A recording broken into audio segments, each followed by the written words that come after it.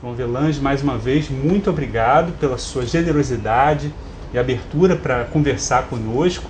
Esse depoimento que ficará hospedado no Museu do Futebol, onde hoje circulam milhares de fãs e admiradores do futebol, no qual o senhor é esse protagonista tão fundamental e decisivo. Então, muito obrigado pela sua generosidade.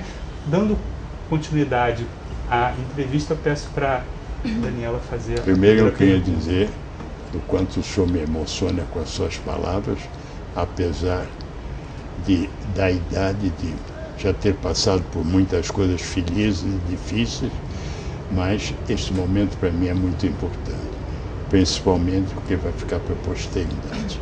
E eu agradeço a presença de vocês aqui, com esta atenção, delicadeza e desejo de servir ao nosso país.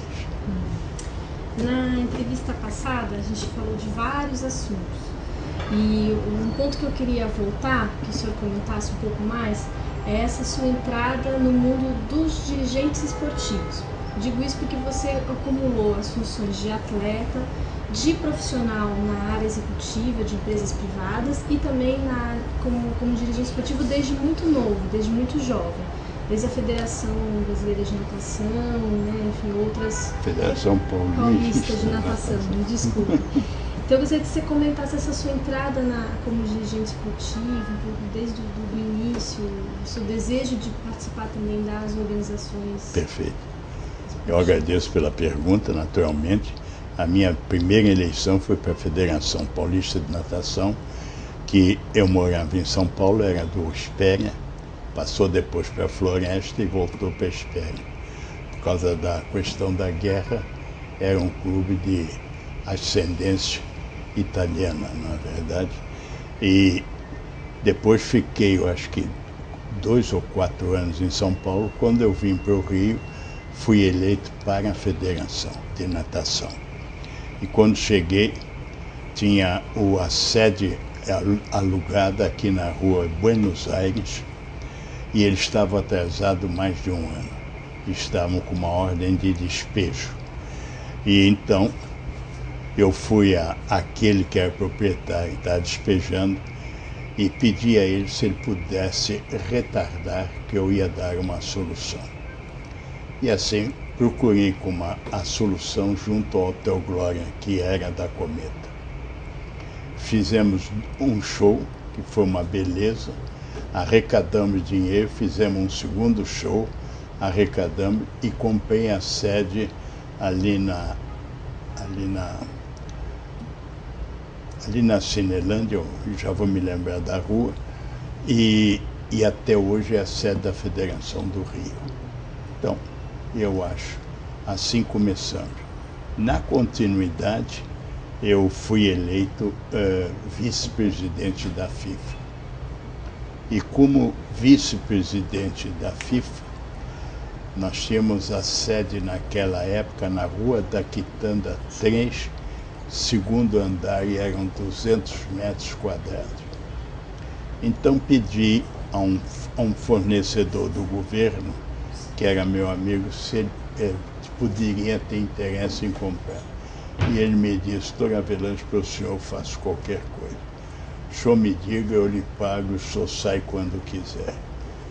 Assim pedi autorização da Assembleia, ela me deu o sinal verde.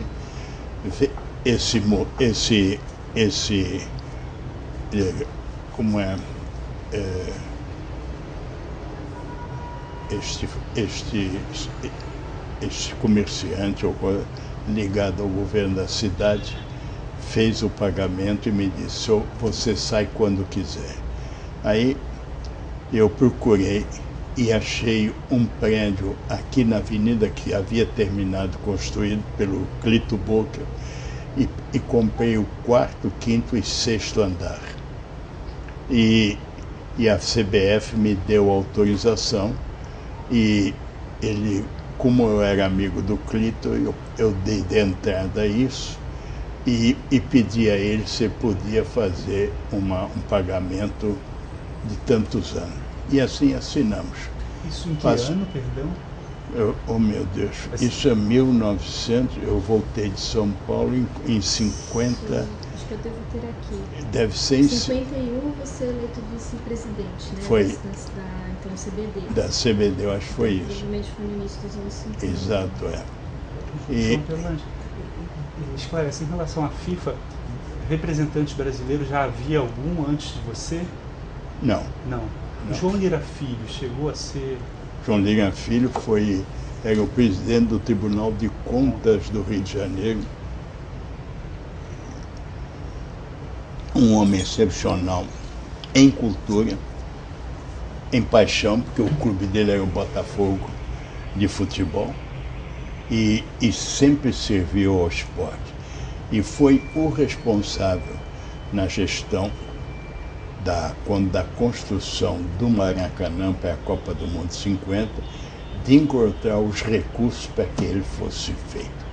Nós devemos isso ao João Lira Filho.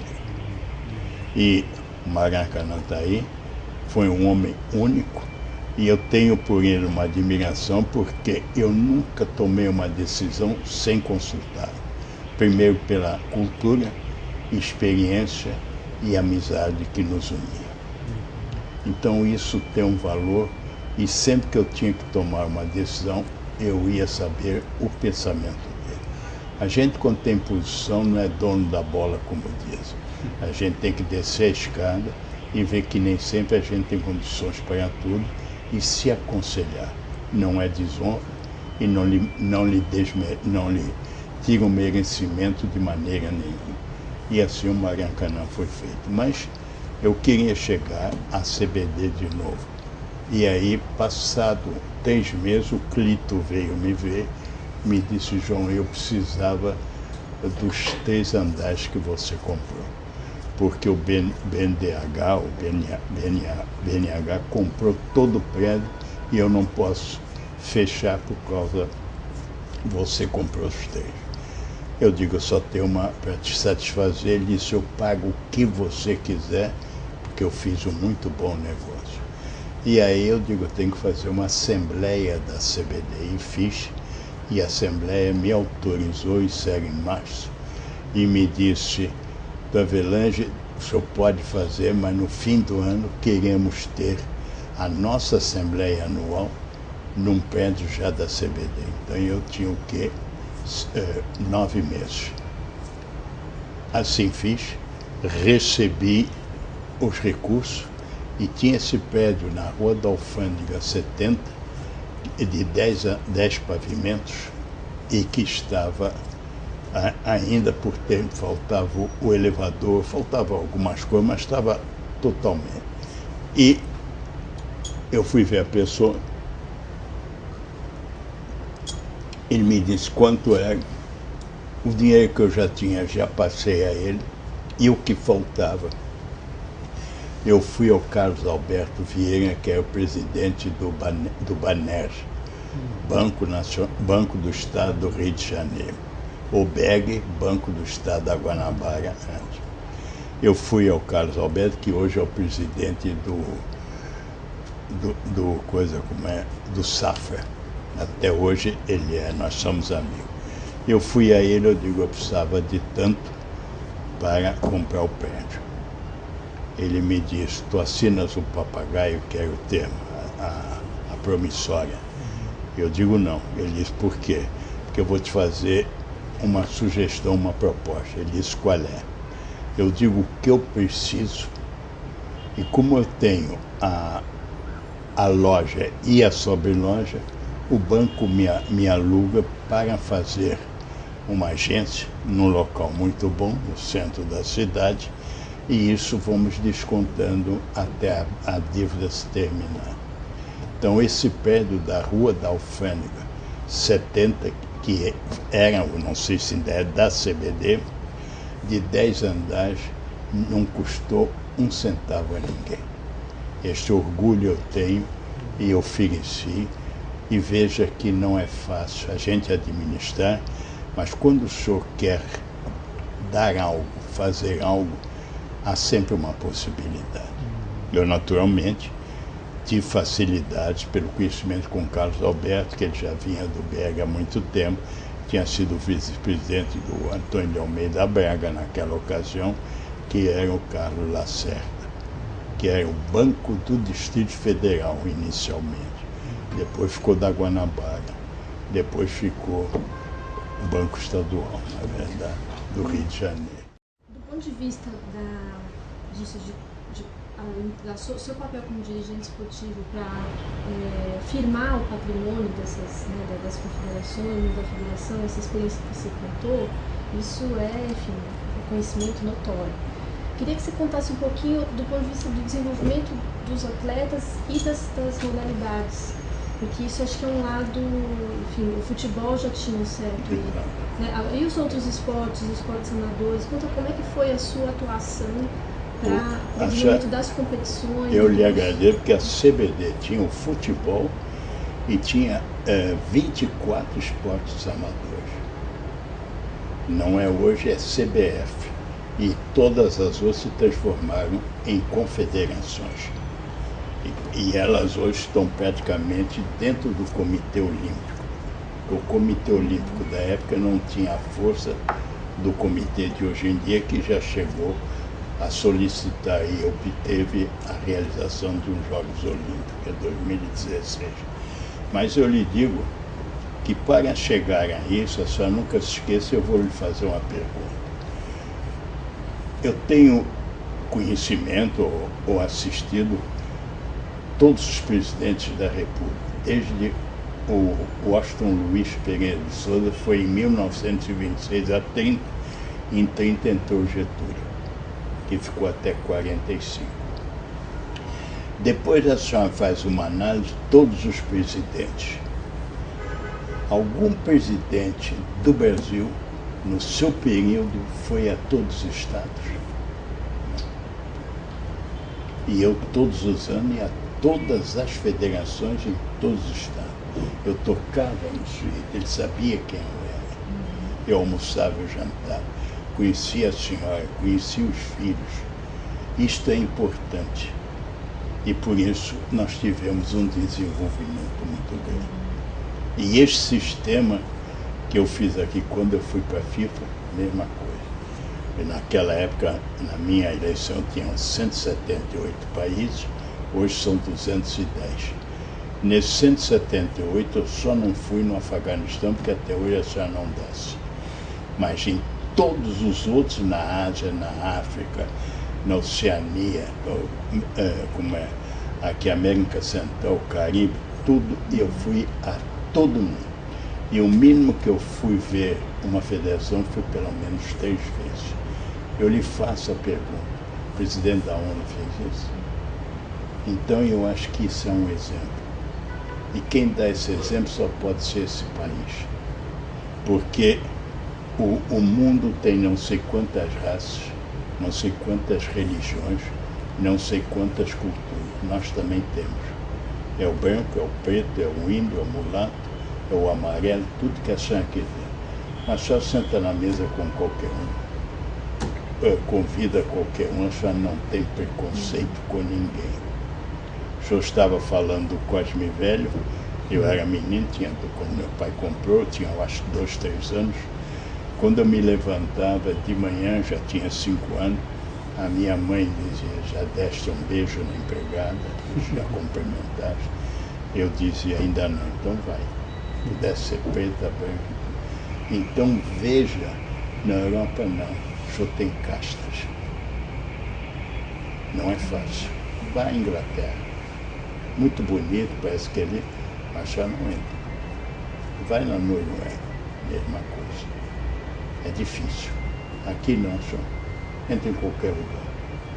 Atualmente a senhora se anuncia, mas veja o que o Brasil nos ensina. E com esse pensamento é que eu fui para a FIFA.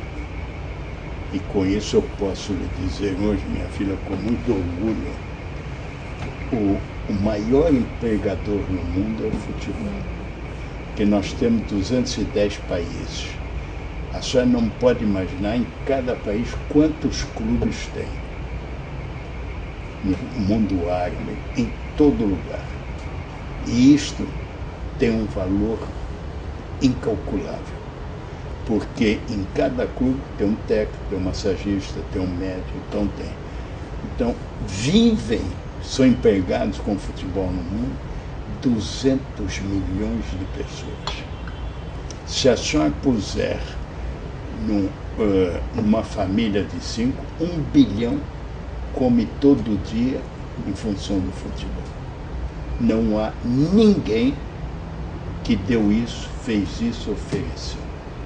Quem ofereceu foi o Brasil, desculpe, mas com a minha participação, com o meu trabalho, com o meu desejo de servir. Isso a senhora aprende aqui. E nessa ida a esses países que não pertenciam ao centro do mundo, como dizíamos então em relação à Europa e à América do Norte, como é que era essa mediação? Havia o contato com a embaixada ou era diretamente com... Diretamente. Eu fazia uma carta, comunicava, e de acordo com a língua, porque em todos eles o senhor fala inglês, francês, a língua local também tem o espanhol, o italiano, enfim.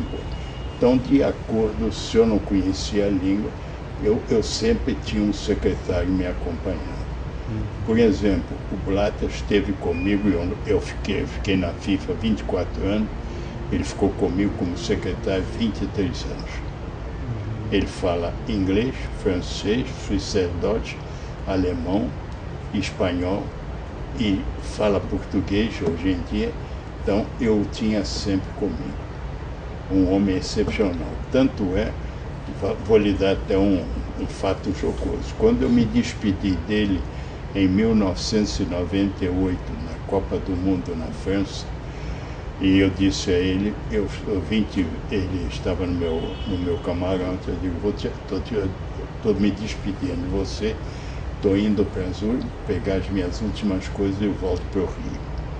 E queria dizer a você que você nunca será o presidente que eu fui. Ele ficou assim, que já estava eleito. E eu aí disse a ele, porque tu não terás o secretário que eu tive, que era ele. Ele aí quase desmaiou de felicidade. Então, o senhor veja, quem tem essa sensibilidade somos nós. O inglês não faria isso.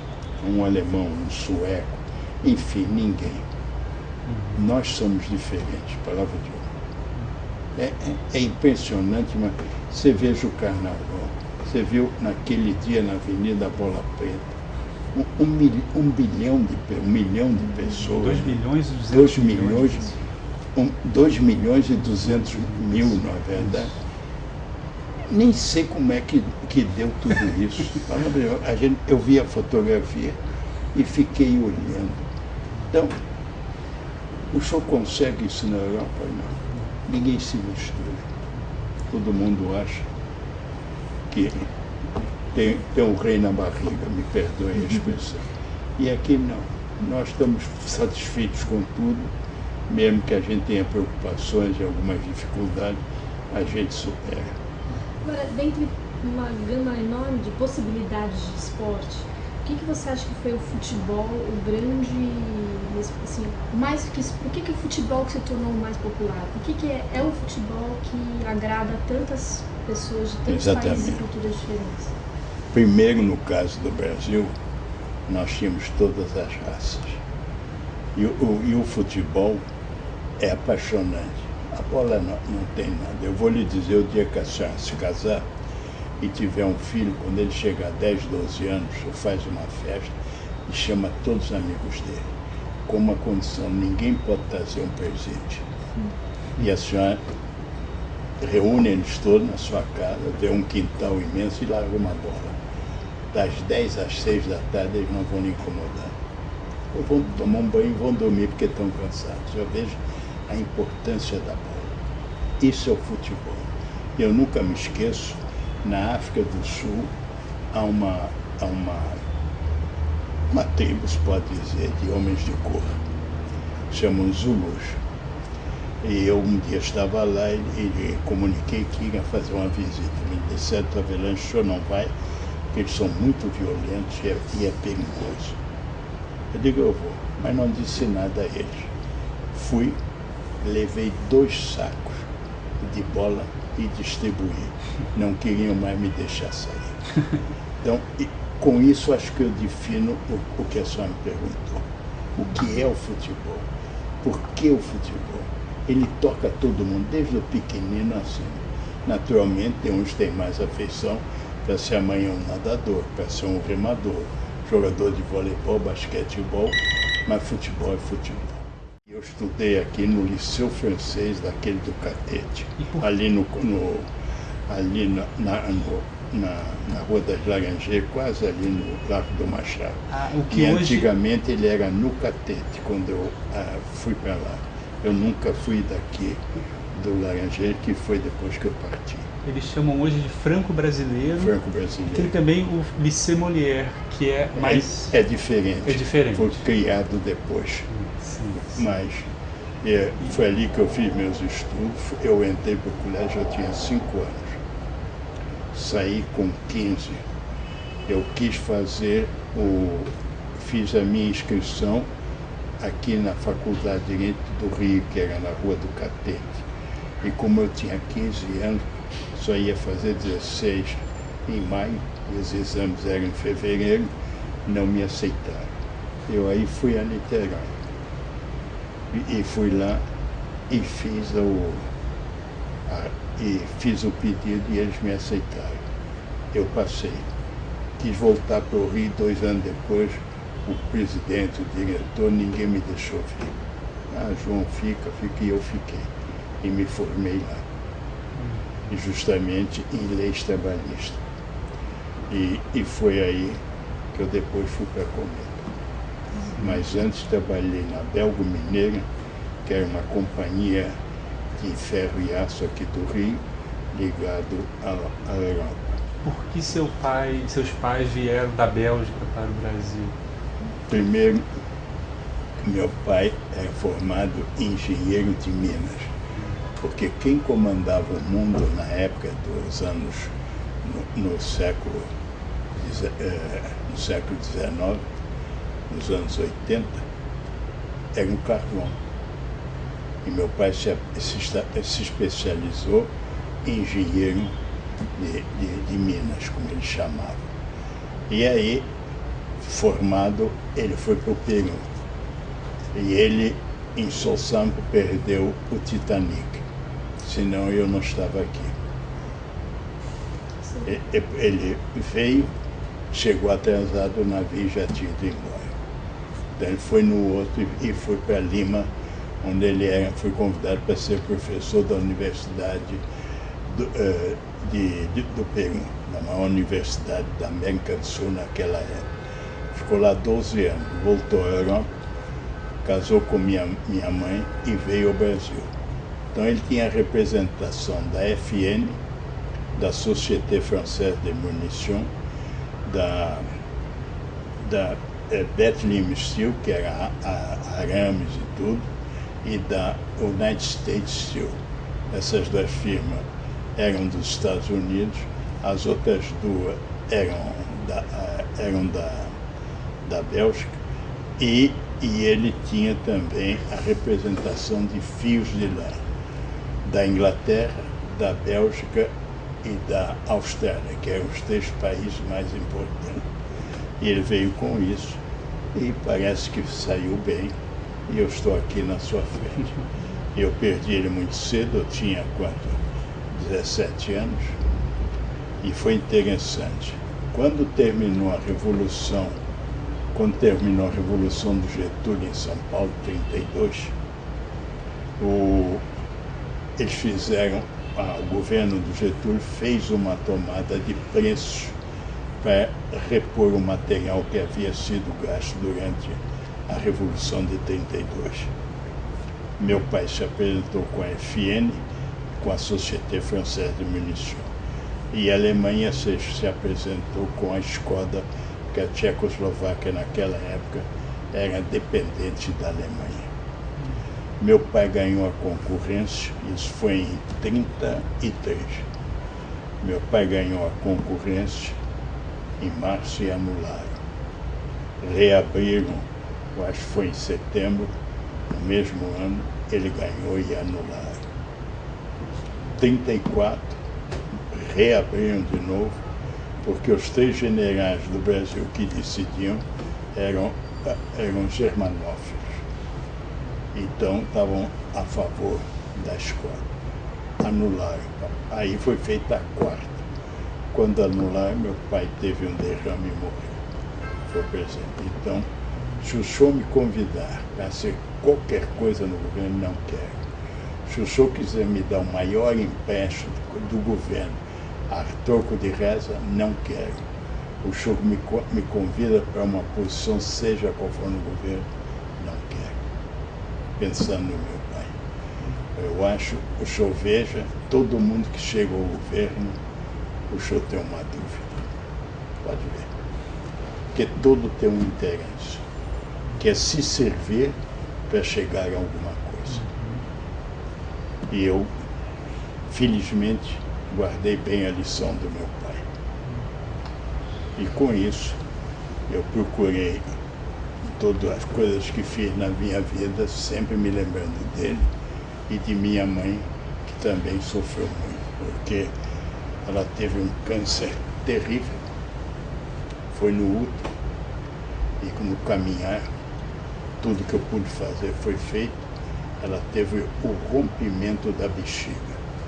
Então a urina corria noite e dia e é ácida. Isso aqui era em fogo.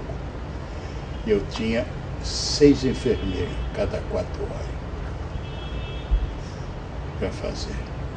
E um dia eu me ajoelhei na casa dela, no apartamento dela, que era meu quando eu vinha de São Paulo, que eu morava em São Paulo, e pedi a Deus que ela levasse.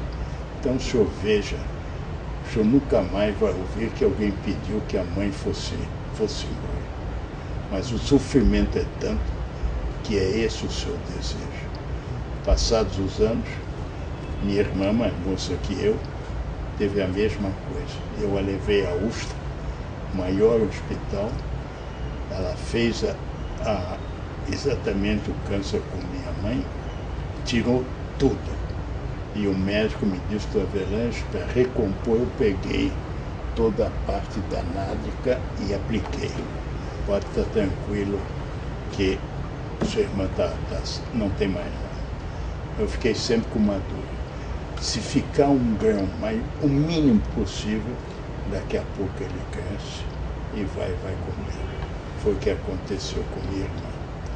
E nos últimos meses, ela estava no Hospital São Vicente, lá em cima na Gávea. Eu estava ao lado dela. O dia que ela morreu, o senhor não vai acreditar. A urina saía pelo nariz e pela boca. Eu pedi a Deus que a levasse também. Então o senhor veja que não é fácil e a gente, tudo isso serve de lição. E foi baseado nisso que eu fiz o que pude fazer. Com sentimento, com tudo. E tem muita gente por isso, por aquilo, pelo meu temperamento, então me atacam disso e daquilo, que é natural. O senhor atacaram Getúlio, atacaram fulano. O senhor veja, todo dia tem uma coisa. Agora é o Lula, não é verdade? Como ele já não vai voltar, o senhor vai ver. Daqui a pouco já não falam mais nele, já acabou. E eu, por exemplo, quando fomos decidir para que os Jogos Olímpicos viessem, houve a reunião, a Assembleia do Comitê Olímpico, e a Assembleia quem decide. 110 membros. Ouça o que eu vou lhe dizer, da composição da Assembleia, veja bem, 55 da Europa. Tá bom? Mais da metade. Exatamente. E tinha a Espanha.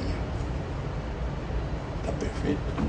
Então, na final, ficamos nós e a Espanha. A Espanha do Samaranch foi presidente 4 períodos. E ele é quem fez a campanha, quem fez a apresentação da Espanha como ex-vice-presidente. Ele fez, eu não disse nada, e também fiz. E fizemos, e eu aí quando terminei fiz um apelo à Assembleia, como o decano mais antigo, e que pedi a eles que me desse essa possibilidade de ter os Jogos Olímpicos em 16, porque desde agora eu convidava a todos para um jantar de gala que eu completaria 100 anos e todos eram meus convidados. Fui aplaudido e tudo, o Lula estava ao meu lado e disse, tá bom, eu digo, vamos a ver, presidente. Então ficamos Espanha e nós, final contagem, 66 a 32. Dobro. Exatamente. Então, veja que não é fácil. Quer dizer, eu devo ter tido um comportamento, eu fiz amigos e tudo. Então, vou lhe contar uma coisa que o senhor jamais viu em nenhuma pessoa.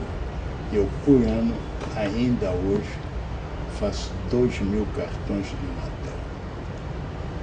Todos os presidentes de federações, todos os membros do Comitê Olímpico, todos os membros da FIFA e tudo.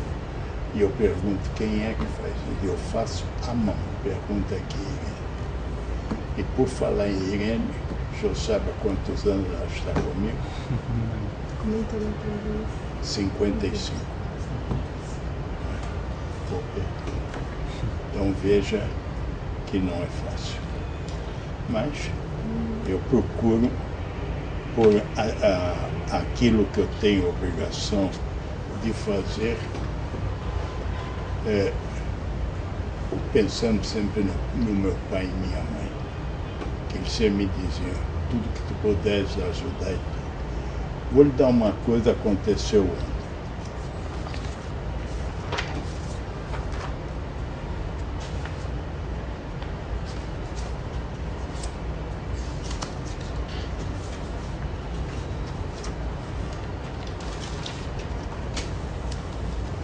As favelas. Eu tenho aqui uma carta, me pediram, eles querem fazer, a Holanda se associa a uma pessoa que é da Petrobras, que se aposentou e foi chamado para o gabinete. E é meu amigo, de petróleo ou de gasolina é só para botar no carro. Não tenho nada a ver com ele, não tenho negócio. Então, nós vamos, ele quer me levar a presidente atual da Petrobras, eu disse que iria. E já falei com a CBF, porque eles fariam tudo. Seria a Holanda aliada à Alemanha. Fariam tudo. Primeiro, um campeonato de favelas das 12 cidades que tem a Copa do Mundo. Então, eu pegaria a juventude para isso, o senhor dá uma tranquilidade. E o senhor faz com que a abertura possa ser em Cuiabá, que vai ter uma coisa, é um local muito bom. E fazer com que uma autoridade dê o pontapé inicial. Se for necessário, eu vou, se eles quiserem. E, então, a presidente da Petrobras ficou de dizer, quando me receberia, pediu para ir. Então, veja o bem que se faz. Então, eu falei com o Ricardo, porque quem fazia isso era a CBD, a CBF. Mas custava uma fortuna, o senhor pode imaginar. Um organismo é diferente. Então, eu pedi a ele me disse, pode estar tranquilo, me dá todos os juízes e bandeirinha. O senhor já vê o que representa. E começa, como eles são jovens, você põe a mesma coisa. E vai preparando um árbitro e um bandeirinha para o futuro. Sem molestar ou sem incomodar ninguém. Então, se eu veja, eu já não estou em coisa nenhuma, mas todo dia tem uma coisa. O que eu puder fazer, eu vou fazer, tá certo? Não é fácil. Eu queria que você comentasse um pouco sobre como transformou, o fato do futebol ter se capilarizado tanto no mundo todo, também é por conta de criação de campeonatos. Exatamente. De categorias menores, o futebol feminino. Eu, quando cheguei à FIFA, minha filha, eu cheguei em 1974. A Copa do Mundo já tinha sido decidida naquela época pelo Congresso, hoje é pelo Executivo, que como é um assunto técnico não pode ser político. E então, quando eu cheguei, a Copa do Mundo já estava designada para a Argentina. Houve um problema político dentro da América, não tem nada a ver com isso, e se realizou bem. O presidente da República, que era um general, me tratou divinamente bem. A senhora dele, eu estava com minha senhora, eu não tenho nada o que dizer. Eu só fiquei triste, muito triste. É que a delegação holandesa, que foi à final com a Argentina, e houve o banquete oficial, porque era assim, tinha tido em 74 na Alemanha, e eu tinha ido como eleito naquela época.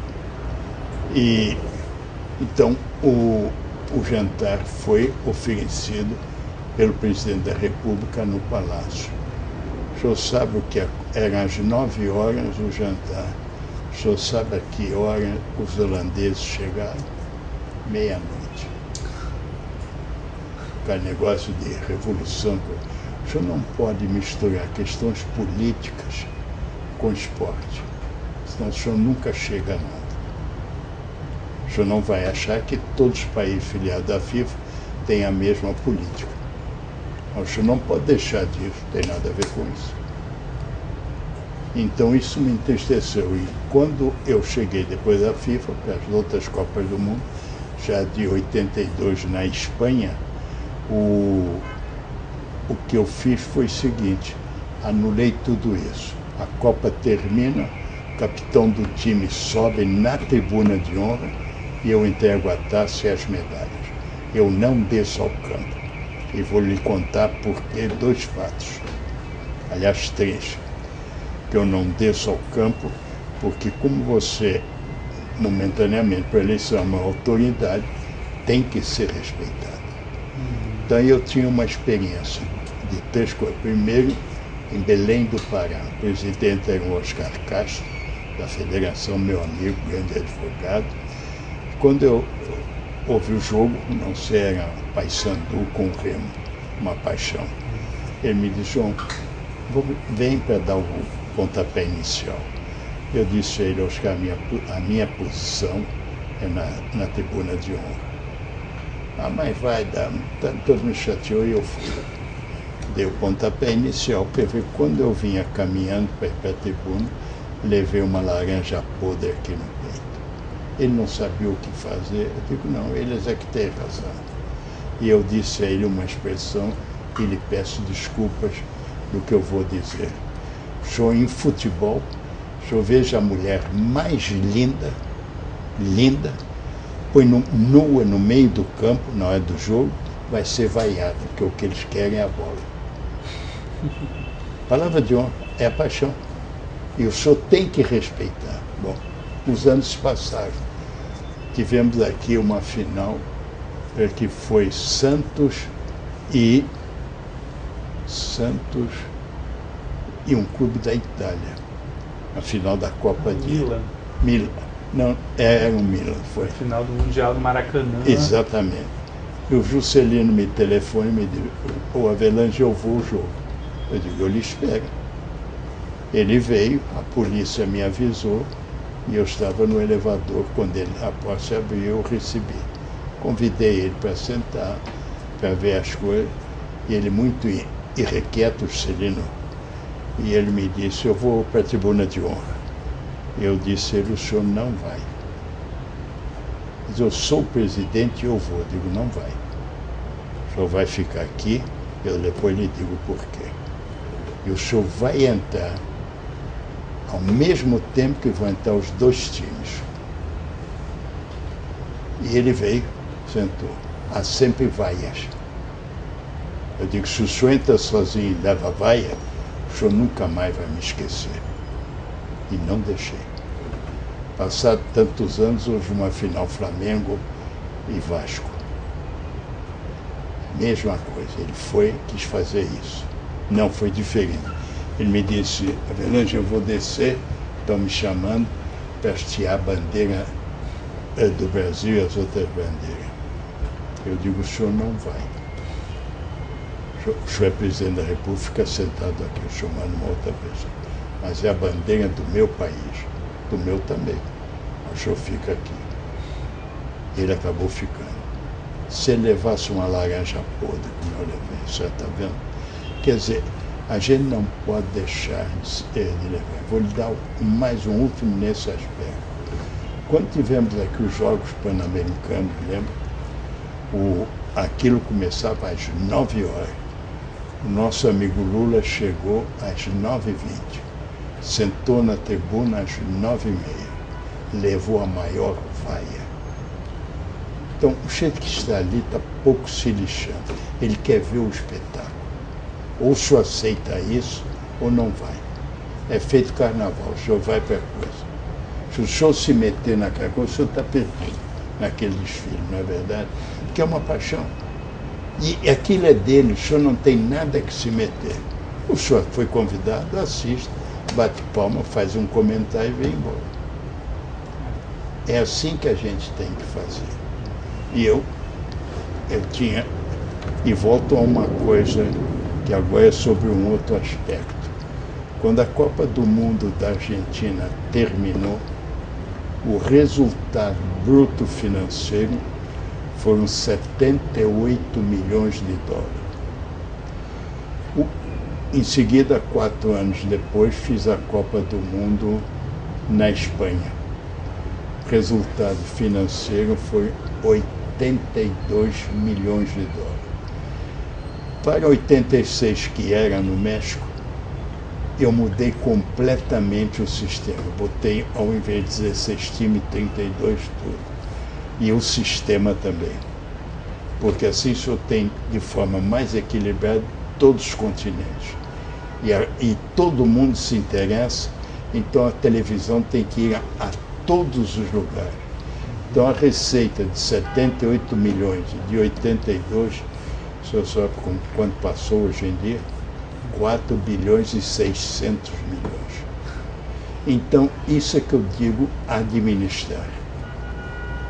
O senhor paga as cotas, paga tudo, a FIFA hoje é rica. Se um dia eu em maio vou estar em Zurique, se os senhores puderem ir lá, eu teria prazer. Eu fiz, quando cheguei, a sede da FIFA, é um prédio velho. E o secretário morava com a mulher, 2 filhos, 2 cães e um gato. Embaixo do apartamento dele era a sede da FIFA, faziam reunião. E o máximo que eu podia reunir 6 pessoas, tudo era nos hotéis. Eu cheguei, e abriu a porta e tudo, eu vi aquilo e disse: dentro de alguns meses, o senhor vai sair daqui porque eu vou comprar uma casa e o senhor vai. E ele me disse: a FIFA não tem dinheiro. Eu fui e disse: ele não é o seu problema. E eu vou lhe dizer uma coisa: o senhor já imaginou? Ele morava dessa maneira. Eu morar na Cometa, numa garagem com a minha mulher e minha filha.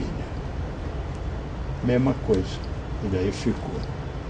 Mas 8 meses depois ele teve a casa. Fui ao banco, o banco comprou.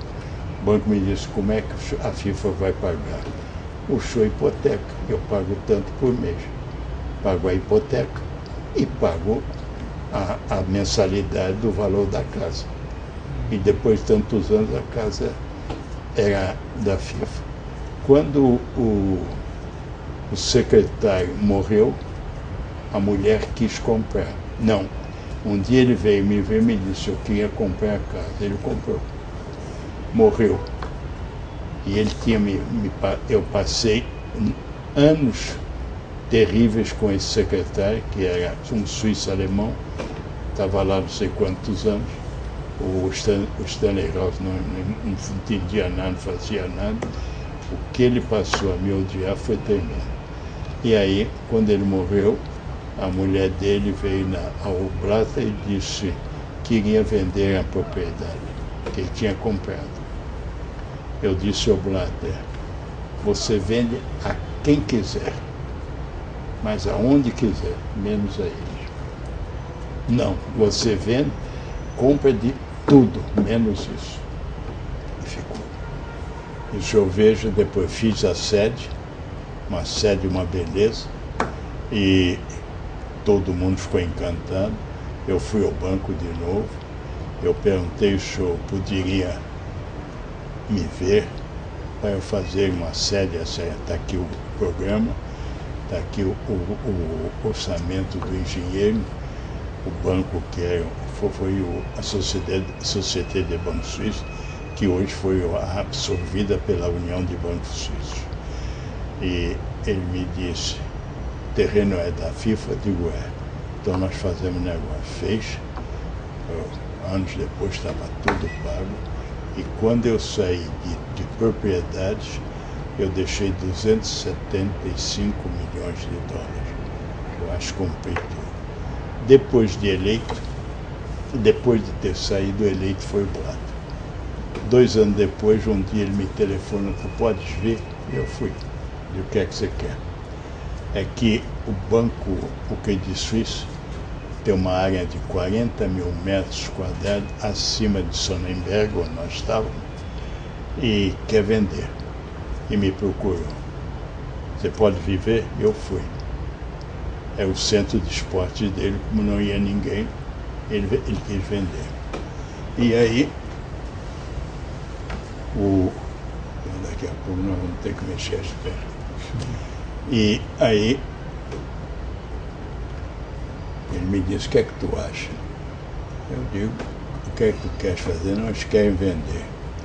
Eu disse a ele, se estivesse no teu lugar, já tinha comprado ontem. E ele comprou 14 milhões de dólares. Depois chamou a maior empresa suíça de construção, que era dirigida por uma senhora, arquiteta, e fez o prédio. O show via de cima, eu vejo tem uma foto aí, parece um campo de futebol. Tem 100 por 70, 80. 3 andares fora da terra, que o senhor não pode ultrapassar a floresta. Tem 10 metros, então 3, 6, 9. E tem 6 dentro da terra, com tudo. Inclusive 3 andares de garagem, uma maravilha. Então, o senhor veja, isso é que eu chamo administrar. Então, o meu sentimento eu transferi para o Blatter. Eu, quando fiz 80 anos, eu era presidente, fiz uma carta ao comitê executivo, que terminava meu mandato com 82, e disse que não me reapresentaria, em hipótese alguma. Porque aos 80 anos o senhor não se dá conta, mas começa a descer a escada da vida. E aí tudo que o senhor fez fica esquecido. Ainda, e com isso eu elegi o Blatter, e ele seguiu a minha política, muito inteligente, falando 5, 6 idiomas. Ele era o diretor de marketing da Longines, quer dizer, com capacidade, com coisa. E o que eu fiz, ele continuou. E veja hoje, a FIFA é um poder. Ele vai vir aqui, e isso tem um perigo, por exemplo, na FIFA. O senhor sabe quem é o presidente da FIFA, da Suíça? Não. Mas sabe que é um presidente da FIFA. Então acha que ele está satisfeito? Até politicamente tem ciúmes. Compreende? O senhor veja, é impressionante. E eu sei porque eu também sofri isso. Eu nunca me esqueço, o senhor veja ali, o papai me recebeu. Ele foi jogador de futebol na Polônia, antes de ser padre. Ele jogava no gol. E quando eu fui, eu dei a ele uma miniatura da Copa do Mundo. Ele ficou na felicidade, só falamos de futebol. Então, isso tudo, né, isso tudo a gente aprende aqui. Nem o presidente na tribuna de ônibus trata ele bem. Não, mas não precisa riar as calças, não é verdade? Desculpa a expressão. Então, o senhor veja, o que me deu de experiência e de valor este país. Com todo mundo, com todos os defeitos. Uma curiosidade em relação à própria história da FIFA. Você estava falando do Stanley Rules, que ficou à frente da FIFA. Inicialmente o futebol foi, entre aspas, inventado, o futebol moderno foi inventado na Inglaterra, mas a FIFA ela é criada na França, na Europa continental. Durante muito tempo os ingleses não participaram. Quer dizer, só depois, teve um grande período em que o Jules Rimet foi o presidente da FIFA, e depois os ingleses. Como é que você vê a figura do Jules Rimet e do Stanley Rules e dessas questões que também são, de alguma maneira, políticas dentro da história da FIFA na Europa? O que criou a FIFA foi um francês e, indiscutivelmente, teve uma ideia genial. Porque naquilo que era um ovo, hoje em dia é um negócio cheio de ovos, na verdade, de uma grandeza, de uma força também. E depois, ele ficou algum tempo, o Jules Rimet, não é verdade, foi indiscutível, e depois houve eleição, tivemos um holandês, teve um pouco de tudo, até chegar a isso que vos fala. Mas antes foi... Hein? Você o conheceu? Quem? Não conheci, já era falecido. Mas o Stanley House era o presidente quando eu cheguei. E eu não me esquecerei jamais. Eu tinha sido campeão em 58 e 62. Eu vou com o time para a Copa do Mundo na Inglaterra, desço em Southampton, aviso a Federação Inglesa e a FIFA da chegada do time pelo avião tal, a tal hora, para que tudo estivesse pronto para me levar para o hotel. E a primeira coisa, eu fiquei 2 horas esperando o ônibus. Primeira delicadeza. Segunda delicadeza, cheguei no hotel, que nós tínhamos alugado por antecipação, para estar sozinho. Tinha um campozinho de futebol e eu mandei saber onde é que tinham reservado para nós treinar. Me levaram. Quando eu entrei no campo, tinha capim desse tamanho. Esse foi o presente da Inglaterra, Stanley House. São os grandes lords, na verdade. E então eu treinava no coisa, até que o campo pudesse ser colocado de maneira... Se não bastasse isso, eu tive como 3 primeiros jogos a Hungria, Portugal e a Praga, como é? Não, a capital é Praga. Praga não, é um país... Bom, desses 3 países, dessas 3 seleções, eu tive 9 árbitros, quer dizer, 3 árbitros e 6 bandeirinhas, não é isso? Então, o presente que o Stanley House me deu, 6 dos árbitros eram 7 eram ingleses para o jogo e 2 alemães. E me acabaram com o time. Foi o presente. Só foi pontapé, Pelé teve que sair, mas o senhor não sabe o que foi. Porque ele queria acabar comigo. Eu não disse nada. Antigamente isso também acabei. A Copa do Mundo, quando um time saía, ele é recebido na mairie, na prefeitura, e aí tinha um coquetel, uma coisa, tinha despedida. E eu fui com o time. Estava na porta do Stanley House. Eu entrei com o time, quando passei por ele, ele me estendeu a mão. E eu fiquei olhando para ele. Me disse, o que é que tem? Eu digo, faz um exame de consciência, tu vais ter a resposta. E entrei. E 8 anos depois, eu fui eleito. E antes de ir para a campanha da eleição, telefonei para ele e digo, estou indo a Londres, eu estou te convidando para jantar comigo. E foi. E no jantar eu disse a ele, eu na minha vida fui nadador. E em natação, a gente ganhou uma medalha, o campeão. Então entre você e eu vou ganhar a medalha. E vim-me embora. E ganhei. Tá certo?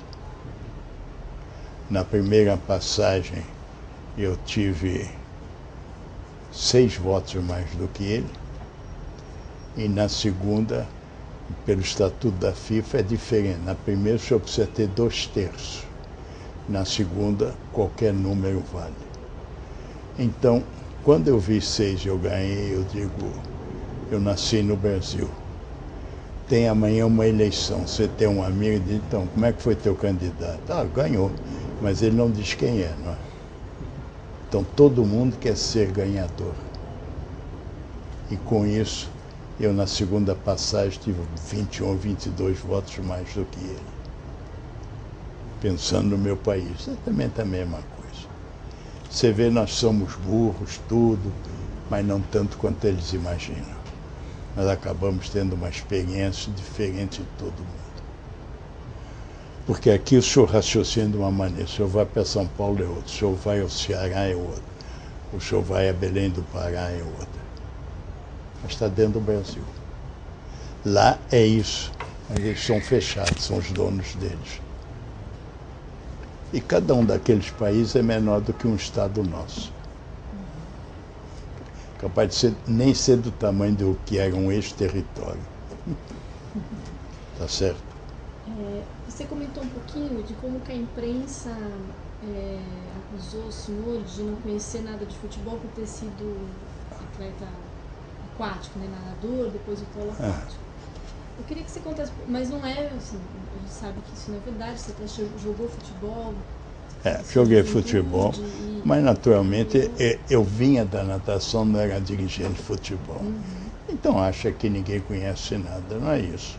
Não é porque a senhora não é de um partido político, se amanhã chamar, não pode administrar. Na verdade, não precisa ter a orelha de político para poder. E muitas vezes não servem para nada, esta que é a verdade. Como que era a sua relação com os atletas de futebol? Você convivia nas concentrações, por exemplo, durante as Copas ou durante os campeonatos? Eu tenho uma coisa. Eu primeiro tratava eles todos muito bem, com maior respeito, recebia-os, os abraçava, mas nunca fui a vestiário. Não é o lugar do presidente, é na tribuna de honra. Hoje todos vão. E perde, é uma intimidade que não é boa. Por que não é boa? Porque a senhora, quando dirige, deve sentir que debaixo a senhora é respeitada. Depois eu fiz uma coisa. Eu me lembro, eu era menino, devia ter 10, 12 anos, quando esse estádio do Vasco ficou pronto. E meu pai foi convidado a ver um jogo do Brasil na Copa Roca naquela época, lá em São Januário. E ele me levou. Quando nós chegamos, os jogadores estavam almoçando. E um jogador estava comendo, eu fiquei olhando e tudo. Quando ele terminou, meu pai perguntou, você está alimentado? A resposta dele foi a seguinte, doutor, estou cheio. Porque não tinha o elemento mastigador. Então, é o feijão, caldo de feijão, o arroz, é a banana, é a farofa e tudo. Enche, mas não te alimenta. Jogávamos contra a Argentina, primeiro tempo, uma maravilha. Segundo, eles comiam carne, era outra coisa, ganhavam sempre os jogos. E quando eu cheguei, eu me lembrei disso. Fui à Santa Casa e um dos professores lá, meu amigo, ele disse, João, pode mandar todo mundo que eu vou examinar na minha...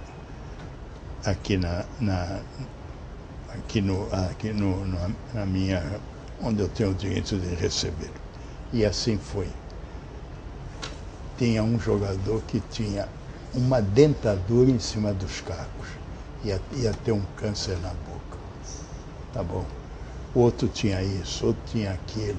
Mas ele fez o exame, fez tudo, e o time depois, fisicamente, estava perfeito.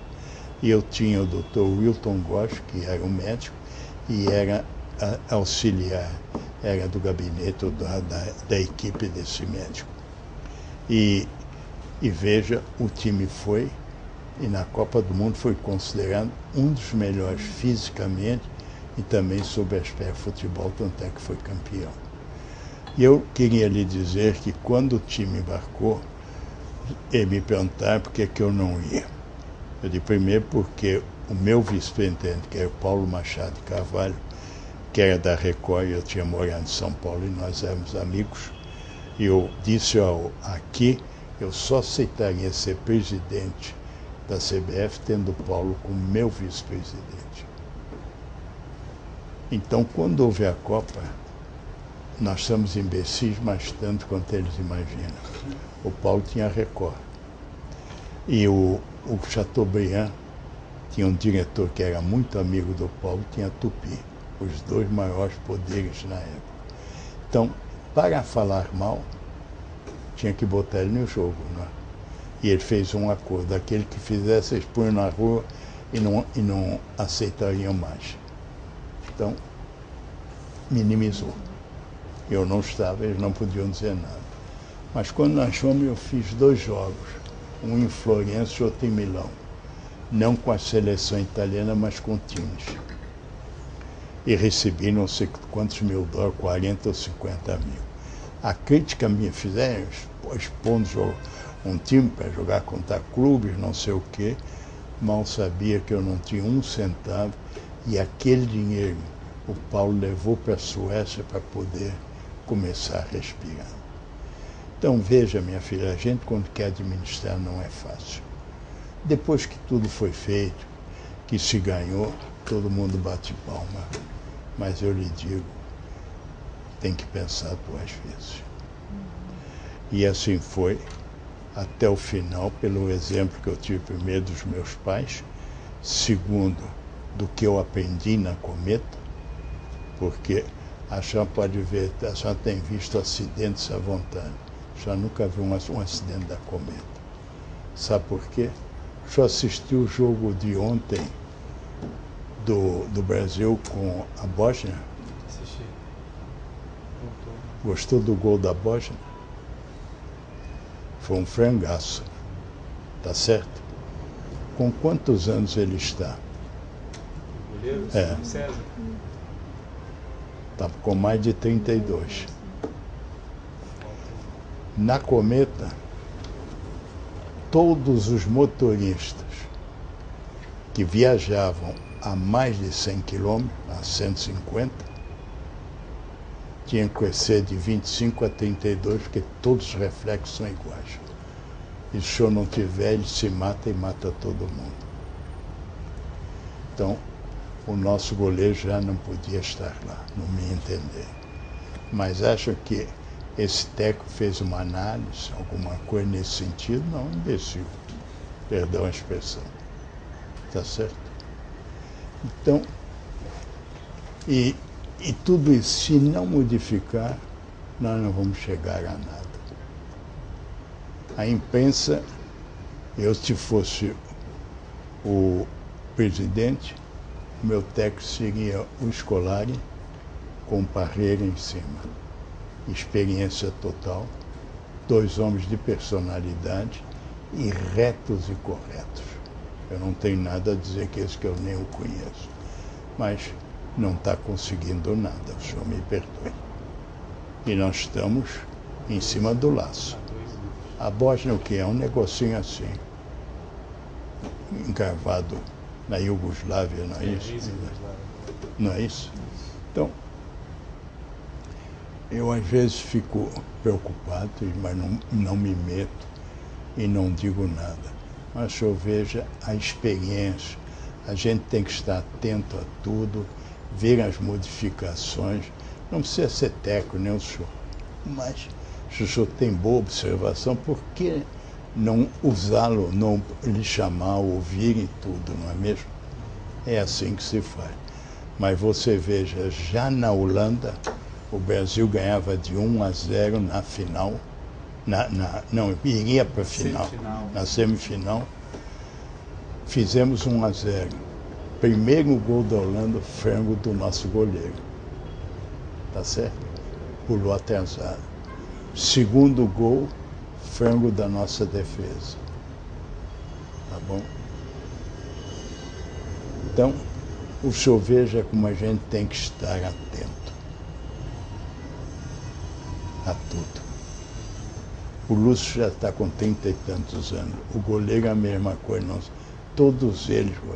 Nós só tem que arranjar um time de 25 anos, entre 19, 25, 26, máximo 27 anos, com toda a potência. Essa que é a realidade. O senhor lembra esse menino, o comércio do Corinthians, o Adriano? Eu nunca me esqueço quando o Brasil foi jogar a Copa do Mundo na Coreia e Japão. E eu não posso me esquecer disso, porque eu vou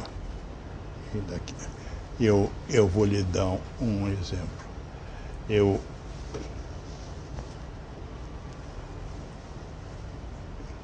tinha que decidir no comitê executivo o país que iria para a Copa do Mundo. E o vice-presidente da Ásia tinha manobrado uma opção de gente, ia ganhar a Copa do Mundo na Coreia. E eu tinha um sentimento com os japoneses. Quando nós fizemos 100 anos, ou coisa assim, quem esteve aqui comemorando tudo foram os japoneses. Depois ficaram na Amazônia, em São Paulo, e foi um valor, não é verdade? O senhor fala comemoração de 100 anos da FIFA? Não, do futebol. Não, era da CBD 50 anos. Ah, sim. Exatamente. E eu, lembrando o japonês, não disse nada. De noite, me levantei, fiz um rascunho, uma coisa, e fechei o papel, li até para minha senhora, que não ficou muito satisfeita, estava dormindo. Eu disse, queres ouvir uma coisa? Ah, João, me deixa. Eu li para ela, tá bom, espero que saia. E quando chegamos no ponto 8 ou no ponto 7 da hora do dia, era para decidir onde seria a Copa do Mundo. Eu aí pedi a palavra e digo, vou me permitir ler o trabalho que fiz. E li e sugeri que a Copa do Mundo fosse entre a Coreia e o Japão. Todo mundo se levantou e bateu palma. E eu não perdi. O presidente não perde. Nunca se esqueça disso. Se for perder, dá a volta. Nunca pode perder. E não perdi. Foi na Coreia, quem é que foi? Scolari. No dia da abertura, chegou o Beckenbauer, sentou ao meu lado e nos cumprimentamos na abertura. E eu disse a ele, a final vai ser amarelo e branco. Ele ficou me olhando, não entendeu bem. Vira o meu secretário, Marcel, disse a ele, amarelo é a FIFA, é a CBF e branco é a tua seleção. E a final foi, e o Ronaldinho fez 2 ou 3 gols, não foi isso? De competições é o jogador que mais fez gol, um só jogador numa final de Copa do Mundo. Então, eu ia buscar esse homem e o Parreira. Parreira é culto, é capaz, é observador e tem grande capacidade e depois sabe ficar calado, sabe como dizer as coisas e tudo. Mas o senhor não comanda, nem eu, a gente assiste, mas eu faria isso. E vou lhe dizer, do que eu vi naquele jogo do Brasil com a Bósnia, me entristeceu e me preocupou muito. Aquilo não é um time, o senhor me perdoe. O senhor faz aquilo, um time no campeonato nacional ou no campeonato paulista no Rio, não vai ganhar de ninguém. Aquele menino Neymar está jogando atrás, servindo, querendo receber lá na frente. Você põe uma barreira, ninguém entra. E vê, nós ganhamos por 1 gol contra, não é verdade? E o primeiro foi um frangaço. Não é o primeiro a acontecer. Exatamente. É reincidente. É reincidente. Então o senhor veja porque ele tem mais de 32 anos. Porque quando o motor chegava a 32, ele ia para uma linha de 60 quilômetros, 80, que é ali, reflexo dele está. Então, veja como a gente aprende na experiência da vida de cada dia, se o senhor servir dela. Eu não preciso ser técnico de futebol, mas quando o senhor administra, o senhor deve ter a possibilidade de ter, a capacidade de ter tido uma porção de outros exemplos para colocar naquilo que o senhor está dirigindo. É isso. Nós falamos alguns personagens da história da FIFA, o Jules Rimet, por exemplo. Eu queria que você comentasse um pouco sobre alguns personagens da história da CBD. Penso no Arnaldo Guinle, penso no Rivadavia Corrêa Meyer. Você, nessa... Mas antes teve o Luiz Aranha, se não Luiz Aranha, sim. O Arnaldo Guinle eu conhecia, era muito menino, era escoteiro do Fluminense na época. Ele é uma das famílias mais ricas do Rio, tinha o Copacabana, tinham tudo. Aquele local que é hoje lá em cima na Gávea, que hoje é sede do governo, tudo, era de um dos Guinle, na verdade, era daquele dono do Copacabana. O Arnaldo tinha outra coisa, tinha um prédio aqui na rua 7 de Setembro. O Carlos tinha a maior casa em Teresópolis, que é onde está a concentração da CBD hoje em dia, é a casa do Carlos Guinle. E ele tinha a casa dele ali no Rio, no Flamengo, que hoje é um prédio, e o outro tinha a casa dele, onde hoje está a Fundação Getúlio Vargas, e estão construindo outro prédio. Aquilo era de um Guinle também. Então, era um poder. Depois veio o Luiz Aranha, que vinha com a Revolução com um irmão poderoso que era o ministro das Relações Exteriores, na verdade. Depois tivemos... O Oswaldo Aranha e um outro irmão que também participava do futebol, que era o Ciro Aranha. É o Ciro, mas era o presidente do Vasco. E depois veio o Rivadavia. O Rivadavia era gaúcho, tudo, e fez uma administração muito boa e tudo, mas ficou velho. E depois ficou muito fechado dentro de si, porque se você não viaja para ver o que tem as outras, procure ler o máximo. Então, tudo que puder lhe abrir os horizontes, faça isso que é importante. Então, depois veio não sei quem como presidente, depois veio o Silvio, depois vim eu. Depois da Copa de 50, quem fez foi o Rivadavia. O senhor ficou à frente da CBD durante 16 anos, 16. Correto? De 58 a 74. Exatamente. E no momento que o senhor é alçado, passa a ser o presidente da FIFA, como foi essa passagem da CBD pós Avelange, quando então o almirante Heleno Nunes passa a dirigir? Como é que foi? Como é que você viu a CBD o Heleno nos anos Nunes posteriores? Tinha sido meu diretor de futebol. E um dia o diretor me disse: João, ele não faz nada. E nós estamos com preocupação. Eu o chamei e o substituí.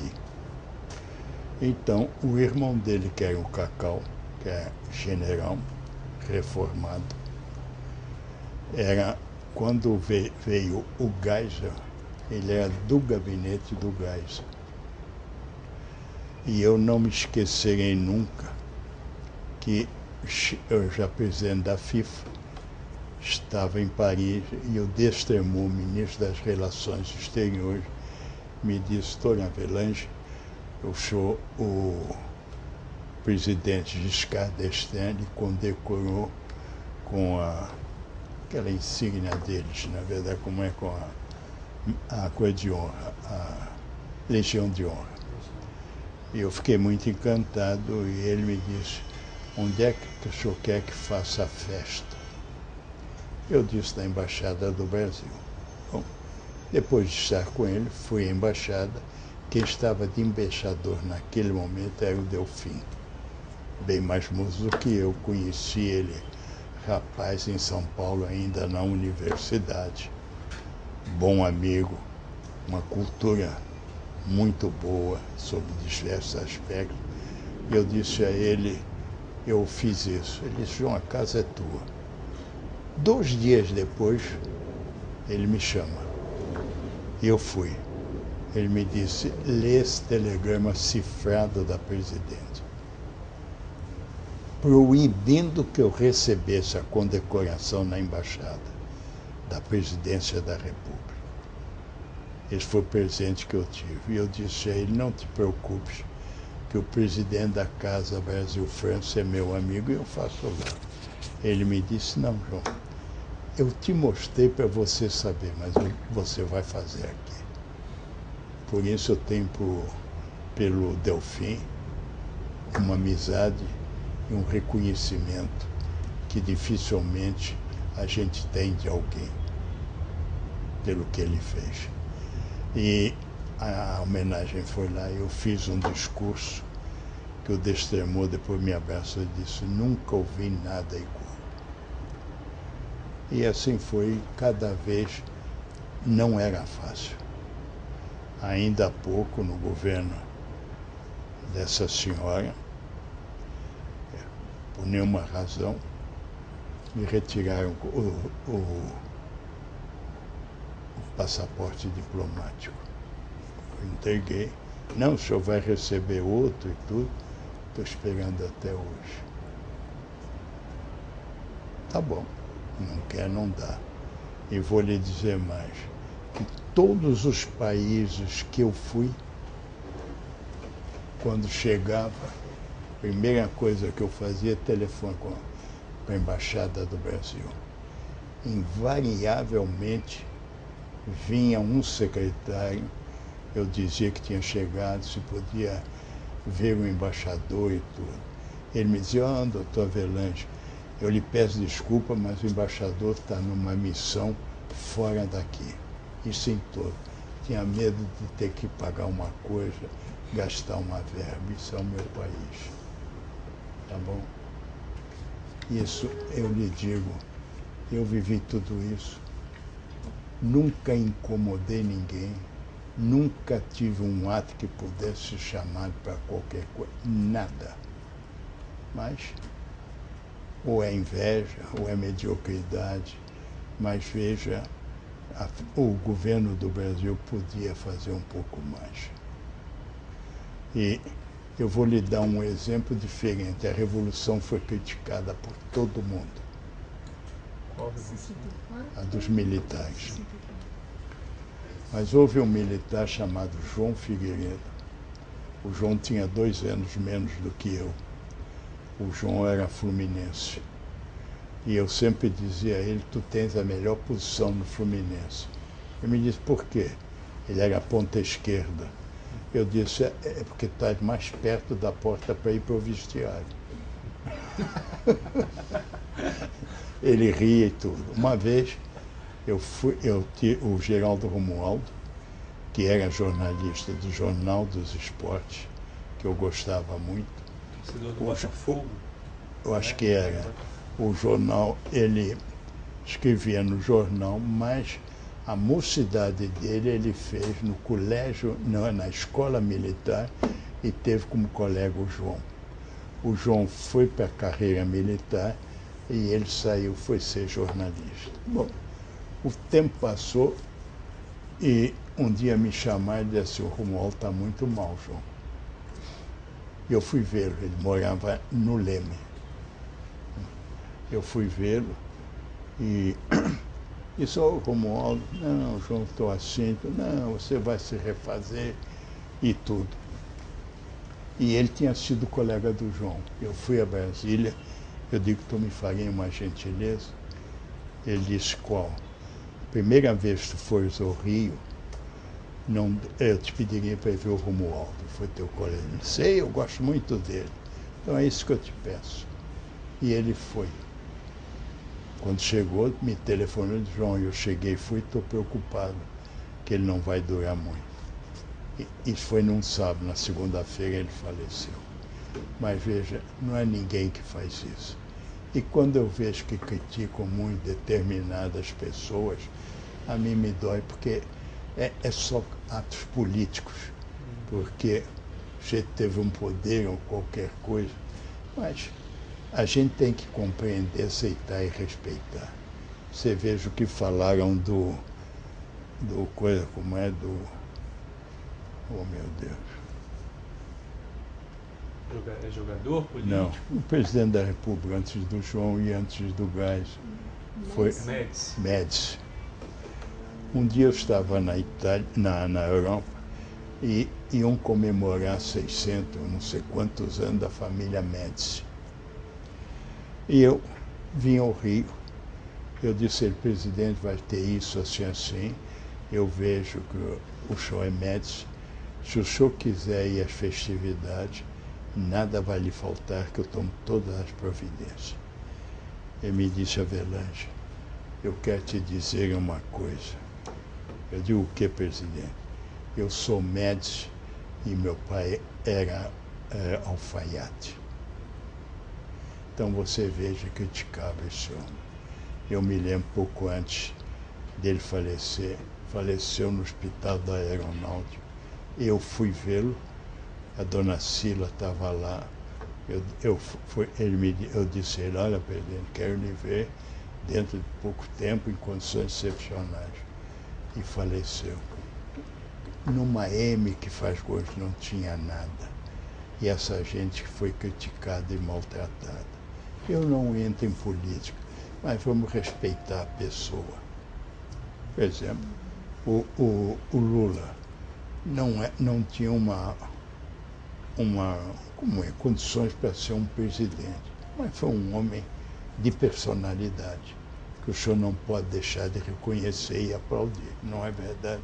Goste ou não goste. E um ponto do histórico do período militar foi uma construção de uma infraestrutura de esportes, em termos de estádios no Brasil, todos se semearam estádios. Exatamente. Houve Eu digo porque todos eles conheciam o Brasil, como militares serviram em diversos lugares, não é verdade?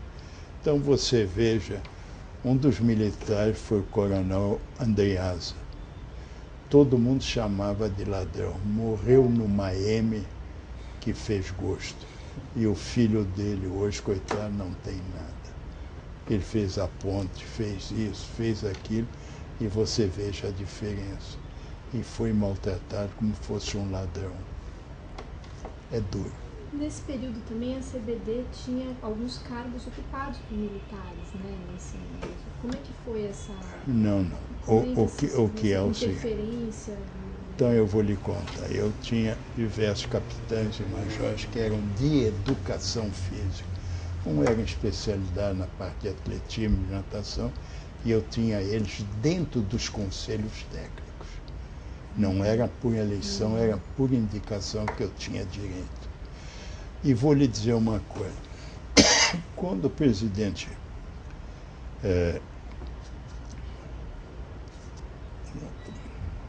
Juscelino Kubitschek foi deportado, não foi isso? Foi para a França. Um dia, o ex-secretário dele, que tinha um cartório, estava me faltando o nome, me chamou no gabinete dele. Eu vim, era ali na avenida, em cima do Banco Nacional. Eu digo, o que é que tu quer, João? O Juscelino disse que vem e vai ser mal. Nós todos já telefonamos para ele. Eu te peço falar com ele para dizer para ele não vir. Eu telefonei. Digo, presidente, fala Avelange. Avelange, o quê? Que eu tinha estado com ele na França, convidei para almoçar, aquelas coisas todas. E eu soube que o senhor vem.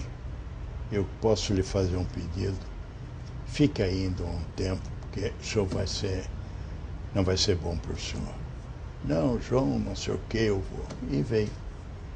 Pegou um carro aberto, veio pela Avenida Rio Branco, Praça Mauá e tudo.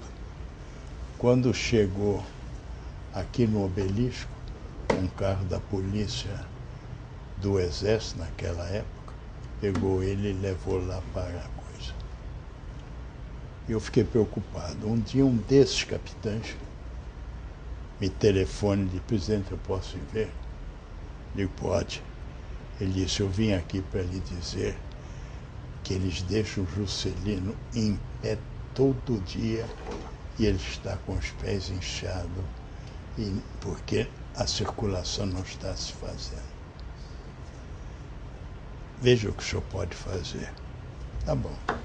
Saí dali, eu fui lá no Ministério do Exército, fui falar com o Ciseno, comandante. Digo: Ciseno, eu posso pedir uma gentileza que tu quiseres. Eu digo: se o Juscelino desejar voltar para Paris, ele disse, a hora que ele quiser, ninguém toca nele. E ele voltou para Paris e foi embora. Então, veja, falam muita coisa. Política é uma coisa, mas determinada. Eu não sou político, não sou nada, mas tínhamos relações pelo esporte e todos me queriam bem e respeitavam. Veja, os anos se passaram. Um dia eu recebo um telefonema, quem era? Ciseno. Estava em Gaza com uma tropa. Cabia ao Brasil de fazer de atender dentro das decisões internacionais aquela região. E foi com um punhado de homens, não sei, uma companhia, não sei o quê. Ele me telefona e disse: João, queria fazer um pedido.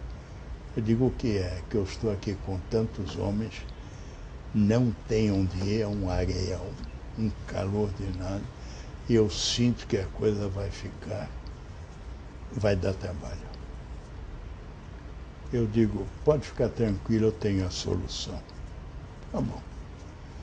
Voltei a CBD, fui numa coisa, comprei não sei quantas bolas, todos os uniformes de jogo, de tudo, chuteira de todos os tamanhos, tudo. Um avião da FAB ia para lá e levou todo o material. 3 dias depois, eles fizeram depois do material chegar, me telefonou: João, eu estou numa tranquilidade e eu devo a você, muito obrigado. Então isto é a força do futebol também. Te disciplina, como os Zulus.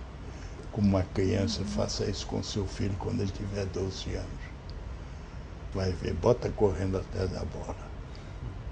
Então, é isso que às vezes fico triste, que todo mundo só vê o futebol hoje para ver onde é que pode ganhar uns trocados. Quantos técnicos e dirigentes de clube têm os contratos de jogador no bolso? Depende deles. Vende, eles depois não é o clube. Agora, o Scolari não tem isso, é reto. Parreira não tem isso também. O Dunga não tem isso. Os outros todos, eu tenho as minhas dúvidas. Tá certo? Então o Chico faz o time de acordo com o interesse do bolso dele. Então, não é fácil, minha filha. E a gente tem que estar atento, respeitar e, se possível, dentro de princípios, sem que ninguém se sinta ofendido, a senhora afasta. Não é fácil, eu posso lhe dizer. Mas, e eu lhe digo, aprendi muito na Cometa. Porque eu tinha 5 ou 6 mil motoristas, sabe o que é isso? E nós fazíamos exame no aparelho como se fosse pegar um avião, um piloto, para ver as reações dele no aparelho, para não repetir um erro na direção de um ônibus. E eu praticamente nunca tive um acidente. E vou lhe contar a última coisa, porque já são quase 2 horas. Uma vez, um juiz de São Paulo foi indicado para ser juiz aqui no tribunal, Tribunal Federal. Então, eu fui chamado lá em São Paulo. E ele disse: Dr. Avelange, nós queríamos que o senhor nos desse 2 ônibus, porque o nosso desembargador foi indicado para juiz da Suprema Corte, lá no Rio, e nós queríamos acompanhar. Eu digo: naturalmente, eu boto 2 ônibus à sua disposição e podem estar tranquilos. Cheguei na coisa, o seu Tito, que é um dos maiores acionistas e tudo, eu disse: o Tito, o pessoal me pediu isso, eu tomei esta decisão. Ele disse: te felicito, mas tem uma condição. De qual é? Nós vamos dar os 2 ônibus e vamos pintar de branco. Eu digo: por quê? Porque se tiver um acidente, não sai cometa. E se tiver um acidente, nunca mais você ganha uma ação no coisa. A gente não esquece, a família não esquece. Então, a senhora vê como é delicado e administrar não é fácil. Então, quando eu vejo todos esses chegam a ministro, aqui, eu digo: meu Deus do céu, não sei o que vai ser. Eu lhe digo de coração, mas veja, eu estou lhe dando esse exemplo que é uma verdade e uma realidade. Eu queria fazer uma última pergunta, em breve. Como eu estou aqui representando o Museu do Futebol, Sei. Você sabe que foi inaugurado em 2008. Foi no estádio do Pacaembu. No estádio do Pacaembu. E é um museu que não trabalha com a história necessariamente ligada a clubes, mas fala de futebol no Brasil, um pouco isso que você contou. De modo geral. A paixão brasileira pelo futebol, de modo geral. Claro que temos uma sessão inteira dedicada às Copas do Mundo e à seleção brasileira. A gente percebe no mundo todo, principalmente nos países que são sedes de Copas do Mundo, que após o campeonato é inaugurado ou é aberto algum memorial relativo a isso. Como que a FIFA, ou como você, se você teve algum papel estando na FIFA, em relação à preservação da memória e a conservação de acervos relacionados à história do esporte? Eu fico feliz dos países que fazem isso, e agora nós estamos fazendo. Sobretudo que nós temos uma posição privilegiada. Nós somos o único país que temos 5 títulos e temos algumas ainda como finalistas, quer dizer, vice-campeões. Veja que é uma glória. E a verdade é a seguinte, é que o nosso dirigente, ele é imediatista, ele é clube. Ele é mais clube do que a seleção. Quem é a seleção é a senhora, é ele sou eu e coisa. Mas muitas vezes nós não temos condições de chegar lá e poder dar tudo isso. Se São Paulo está fazendo, olha, eu fico tão feliz, então acho que é uma coisa monumental e deve ser não só elogiada, mas deve ser perpetuada, porque isso representa uma página da nossa história, porque o futebol acaba chegando à nossa história. E a senhora, quer queira ou não, a coisa que mais toca ao povo é o futebol. Com ele a senhora tem a tranquilidade. Vou lhe dar um último exemplo sobre isso. O governo Carlos Lacerda. Um dia ele me chama em palácio e disse: João, eu estou preocupado. Nós fomos colegas do liceu. E ele morava nas Laranjeiras, na casa Sebastião de Lacerda, na rua Sebastião de Lacerda, que é o nome do avô dele. E ele me chamou e disse: João, vai ter um movimento contra mim aqui, eu estou preocupado. O que é que eu posso fazer? Ele disse: quando é? Eu digo: ele me disse: deve ser sábado e domingo. Tá bom. Eu saí dali, telefonei para o Paraguai, que nós tínhamos uma quesilha com eles, quer dizer, eu não, mas de futebol e tudo. O presidente é lá: meu amigo, tu pode me mandar o time, João, o que tu quiser. Veio a seleção paraguaia com a seleção brasileira, jogamos no Maracanã. A senhora sabe, foi a maior receita, o maior público que já houve na história. Pagantes. 198 mil. Tá certo? E mais 20 mil que entraram, que eram convidados, isso tudo. Um público de 50. Hein? No final de 50. Exatamente, mas aí é uma Copa do Mundo. Mas houve isso. E não houve nada contra o Carlos. Então eu, às vezes, fico triste, porque eu já vejo o que é o futebol. Você só tem um problema. Os jogos hoje em dia são às 10 horas da noite. Antigamente era às 5. Você saía da obra, saía do trabalho e ia ao jogo. Agora ele não vai. Então, às 11 horas você sai de casa, voltar, já está na hora de ir para o trabalho.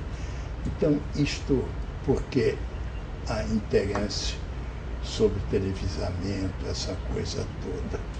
E, então, o governo devia estar mais atento, porque daria mais tranquilidade à cidade. E não tem preço. Porque no dia que foram 200 mil pessoas no Maracanã, nunca se esqueça, isso representou 1 bilhão, porque uma família de 5. Se o pai está lá, os outros estão em casa esperando. Então a cidade está tranquila. É isso que o político não se dá conta. Eu sou imbecil, tudo que a senhora quiser, mas não tão burro como eles imaginam. Então o senhor veja a força e a necessidade do futebol. Bem conduzido, bem orientado, o que ele representa para um país, para a sua população e para a sua tranquilidade. Então, o negócio de Corinthians e Palmeiras, isso é outra coisa. Vasco e Flamengo, isso é outra coisa. Mas futebol é futebol. E pode ter certeza, ainda é um catalisador excepcional.